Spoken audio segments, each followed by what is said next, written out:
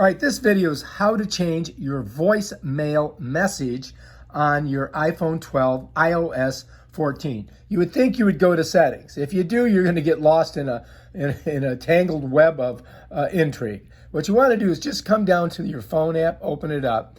I've got it set on favorites, but you got to go all the way over here. You got to click voicemail. Bam. Now you go to the top of voicemail, you hit greeting. That simple. Now you come in here, now you got to wait for this spinning wheel to stop. When it does, it goes right to custom. And then all you got to do is click record and then just say your message and it'll record it. Let's do it. Ready?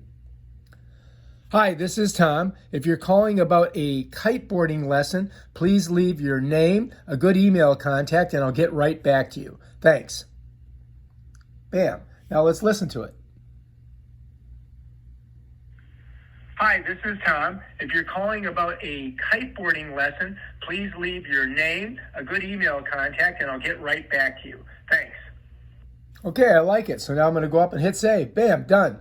All right, that's it. That's my new greeting. If you like this video, subscribe to my channel and check out my other awesome videos on how to do stuff on your iPhone. Peace out.